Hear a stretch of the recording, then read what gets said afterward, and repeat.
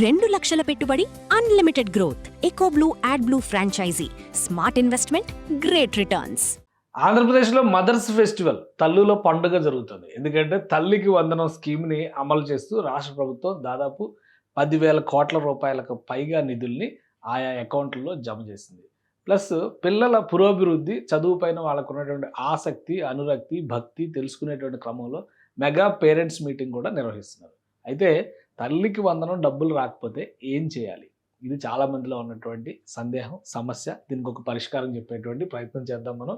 వాస్తవానికి mega parents meeting సందర్భంగా రాష్ట్ర ప్రభుత్వం రిలీజ్ చేసినటువంటి డేటా ప్రకారం చూస్తే ఈ టీచర్స్ సమావేశానికి వస్తున్నటువంటి తల్లిదండ్రులు, అలానే వారికి ఇచ్చినటువంటి నగదు మొత్తం అంతా కూడా ఒక డేటాని రిలీజ్ చేసింది. 67 లక్షల మంది 67.5 లక్షల మంది విద్యార్థులు సుమారుగా లబ్ధి పొందుతున్నారు. 67,47,190 మంది విద్యార్థుల కోసం 42,70,802 మంది అకౌంట్లు, తల్లుల అకౌంట్లు లేదా సంరక్షకుల అకౌంట్లో 10,120 కోట్ల రూపాయల 78,000 అంటే 10,120 కోట్ల రూపాయలు జమ చేశారు ఈ అకౌంట్స్లో. అంటే ఒక్కొక్క బిడ్డకి ఇక్కడ 42,000 మంది 42 లక్షల మంది తల్లిదండ్రులు ఏంటి అని సందేహం రావచ్చు. ఎందుకంటే ఒక్కరికి ఇవ్వట్లా, కుటుంబానికి ఒక్కరికి ఇవ్వట్లా. కుటుంబంలో అర్హత కలిగినటువంటి కుటుంబంలో అర్హత కలిగినటువంటి ప్రతి ఒక్కరికి ఇస్తున్నాం అని చెప్పారు. ఆ రకంగా చూస్తే కొంతమంది 5, 6, 7 పిల్లలు ఉన్నటువంటి వాళ్ళకు కూడా హైయెస్ట్ 78,000, 80,000 దాకా ప్రభుత్వ ఖాతాల నుంచి తల్లుల అకౌంట్లోకి డిపాజిట్లు అయినాయి. సో అదొక సంతోషం. అయితే పేరెంట్స్ మీటింగ్కి సంబంధించినటువంటి సంతోషం, సంబరం ఇంకోటి జరుగుతుంది. మొత్తం మీద పేరెంట్స్ మీటింగ్కి వచ్చేటువంటి వాళ్ళకి ఒక హోలిస్టిక్ ప్రోగ్రెస్ కార్డు ఇవ్వడంతో పాటు వాళ్ళకి పిల్లల పురోభివృద్ధికి తీసుకోవాల్సినటువంటి చర్యలు, జాగ్రత్తలు వీటన్నిటి కూడా విశ్లేషిస్తున్నారు. కానీ తల్లికి వందనం రాకపోతే ఏం చేయాలి? ఎందుకంటే 2 కారణాలు ఉన్నాయి ఇందులో. అర్హత కలిగిన వాళ్ళకి రాకపోతే ఇక్కడ సమస్య ఏంటంటే అసలు అప్లై చేసి రాకపోతే మనం చేయడానికి ఇప్పుడు ప్రస్తుతానికి ఏమీ లేదు. మళ్ళీ కొత్త ఎన్రోల్మెంట్ జరిగే వరకు వెయిట్ చేయాలి. ఇక్కడ మనం చెప్తున్నటువంటి పాయింట్ ఏంటంటే గత సంవత్సరం వచ్చి ఈ సంవత్సరం రాకపోయినా లేదా వివిధ కారణాల వలన ఏ కారణాలు అనేవి కూడా ఒకసారి మీకు విశ్లేషించేటువంటి ప్రయత్నం చేస్తాం. అలా రాని వాళ్ళు ఏం చేయాలి అనే దానికి రాష్ట్ర ప్రభుత్వం ఒక నమూనా పత్రాన్ని ఇచ్చింది. ఇది తల్లికి వందనం గ్రీవెన్స్ అప్లికేషన్ ఫామ్. ఈ ఫామ్లో మీరు చేయాల్సినటువంటి పని ఏంటంటే దరఖాస్తుదారుని పేరు, ఆధార్ నంబరు, ఫోన్ నంబరు, అలానే రేషన్ కార్డు, అర్హత కలిగినటువంటి రేషన్ కార్డు ఏదైతే ఉంటుందో ఆ రేషన్ కార్డు. ఎందుకంటే దీనికి ఆదాయ వ్యయాలను బట్టి, అంటే వాళ్ళ ఆదాయాన్ని బట్టి ఈ ఎలిజిబిలిటీని డిసైడ్ చేశారు. అలానే డొమిసైల్ పరంగా కూడా ఆంధ్రప్రదేశ్ నివాసితులైనటువంటి వాళ్ళకి, అక్కడే ఉంటున్నటువంటి వాళ్ళకి ఇది వస్తుంది. కాబట్టి రైస్ కార్డు నంబరు, అనర్హతకు గల కారణం, మీకు ఎందుకు రాలేదు అనే దానికి రీజన్ ఏమైనా ఉంటే, గత సంవత్సరం వచ్చింది ఈ సంవత్సరం రాలేదు అనుకోండి, ఎందుకు రాలేదు అనేటువంటి రీజన్ మెన్షన్ చేస్తూ ఇందులో గ్రీవెన్స్ రకం, అలానే అది ఏ రకమైనది, పెండింగ్లో ఉన్నటువంటిదా లేదా డబ్బులు రానటువంటి సమస్య, ఇంకా వేరే ఏమైనా సమస్యలు ఉన్నాయి అది కూడా వివరించి రాయాలి.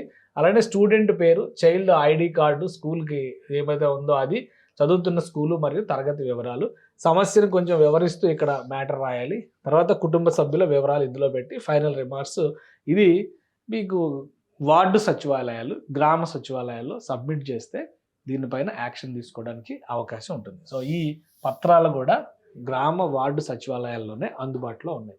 అలానే ఈ రానటువంటి దానికి 2 ప్రధానమైనటువంటి కారణాలు ఉన్నాయని చెప్పని చెప్తున్నారు. ఒకసారి అది కూడా తల్లికి వందనం డబ్బులు పడలేకపోతే కనుక మీరు ఇది చేయాలి. అది కూడా రేపటి నుంచి, ఇవాళతో ఆల్మోస్ట్ డిస్బర్స్మెంట్ అయిపోయింది కాబట్టి రేపటి నుంచి 10 రోజుల్లోగా ఈ ఫిర్యాదుని చేయాల్సినటువంటి అవసరం ఉంటుంది. పథకానికి సంబంధించి రివిజన్ ఛాన్స్ లాగా రాష్ట్ర ప్రభుత్వం చెప్తుంది అనమాట. పథకానికి అర్హత ఉన్న ఎలాంటి కారణాలతో డబ్బులు రాని వారికి ఒక అవకాశం ఇచ్చింది. గత ఏడాది వచ్చి ఈ ఏడాది అనర్హతల జాబితాలో ఉంటే కనుక అనర్హుల జాబితాలో ఎందుకు ఉంది అనే దానికి సంబంధించి గ్రామ వార్డు సచివాలయాల్లో మీరు దరఖాస్తు చేసుకోవచ్చు. వెల్ఫేర్ అసిస్టెంట్ ద్వారా కూడా గ్రీవెన్స్ మాడ్యూల్ ఉంటుంది. వెల్ఫేర్ అసిస్టెంట్స్ ఎవరైతే మీ ఇంటికి వచ్చి ఇది చేస్తున్నారో, కొంతమంది పెన్షన్స్ డిస్పర్స్మెంట్ అవి చేస్తున్నారో అట్లాంటి వాళ్ళ దగ్గర ఆ గ్రీవెన్స్ రిక్వెస్ట్ పెట్టి కనుక అందులో కూడా చేస్తే ఉంటుంది. కొంతమంది ఎక్కువ విద్యుత్ వినియోగం చేసినటువంటి వాళ్ళకి కూడా ఎలిజిబిలిటీ లేదు అని చెప్పింది. అలాంటి వాటికి సంబంధించిన ఏమైనా ఉన్నా కానీ ఆ విద్యుత్ బిల్లులు సహా ఇతర లోపాలతో పొందని వాళ్ళు ఈ కేటగిరీలో మళ్ళీ అప్లై చేయొచ్చు. హౌస్ బిల్డింగ్, హౌస్ హోల్డింగ్ లేదా ఫాదర్ ఎవరైతే కేర్ టేకర్ ఉంటారో వాళ్ళకి సంబంధించి భర్తను కోల్పోయినటువంటి వాళ్ళు, ఇట్లాంటి వాళ్ళు ఎవరైనా ఉన్నా కానీ వాళ్ళు కూడా ఈ రెండోసారి అప్లికేషన్ పెట్టుకుంటే కనుక ప్రభుత్వం కన్సిడర్ చేయడానికి అవకాశం ఉంది. అప్లికేషన్కి సంబంధించినటువంటి నమూనా చాలా క్లియర్గా ఇందులో ఏమేమి సమస్యలు ఉన్నాయని చాలా క్లియర్గా ఇందులో ఉంది. ఇది కూడా గ్రామ వార్డు సచివాలయాల్లో ఉంటుంది. ఆన్లైన్లో అప్లై చేయడానికి ఇది అవకాశం లేదు. వెల్ఫేర్ అసిస్టెంట్ దగ్గర మాత్రం అప్లై చేయడానికి అవకాశం ఉంటుంది. కాబట్టి ఒకవేళ అర్హత ఉండి రాలేదని భావించిన, గతంలో తీసుకుని ఈసారి తల్లికి వందనం స్కీమ్ మాకు అప్లై కాలేదని భావించినా కానీ ఈ 2 కేటగిరీల్లో ఉన్నటువంటి వాళ్ళు కంపల్సరీ గ్రామ వార్డు సచివాలయాల్ని అప్రోచ్ అవ్వండి.